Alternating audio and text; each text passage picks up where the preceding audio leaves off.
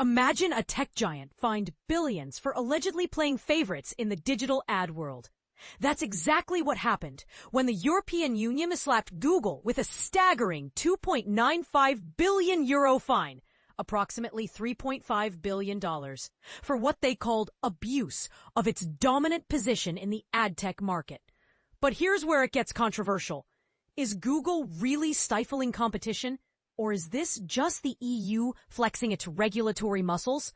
Let's dive in. The European Commission announced this week that Google had violated antitrust rules by giving preferential treatment to its own advertising services. Specifically, the Commission pointed out that Google favored its ad exchange, Adtech, in both its publisher ad server and ad buying tools. This, they argued, created an unfair advantage and stifled competition in the already complex ad tech supply chain. The Commission gave Google 60 days to end these self-preferencing practices and implement measures to resolve its inherent conflicts of interest. Teresa Ribera, the Commission's executive vice president, didn't hold back in her statement. Google must now come forward with a serious remedy to address its conflicts of interest. If it fails to do so, we will not hesitate to impose strong remedies. Digital markets exist to serve people and must be grounded in trust and fairness. When markets fail, public institutions must act to prevent dominant players from abusing their power. Google, unsurprisingly, isn't taking this lying down.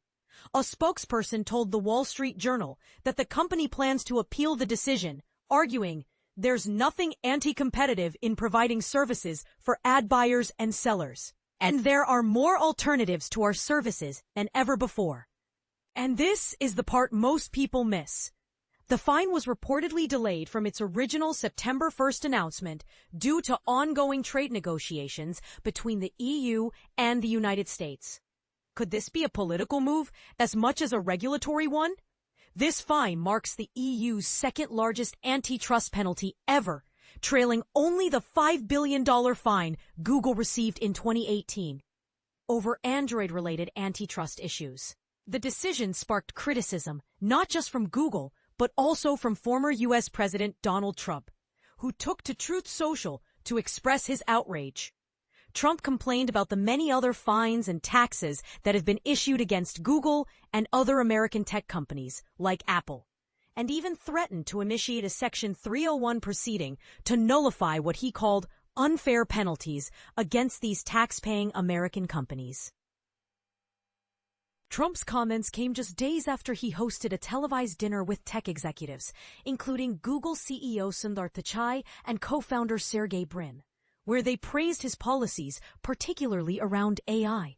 Meanwhile, Google seemed to catch a break in the U.S. this week as a federal judge's remedies in an antitrust case fell short of the Justice Department's proposals, which included forcing Google to sell Chrome and potentially Android. Here's the burning question. Is the EU's fine a necessary check on Google's power, or is it an overreach that unfairly targets American innovation? Let us know what you think in the comments below. The debate is far from over, and your perspective could be the missing piece in this complex puzzle.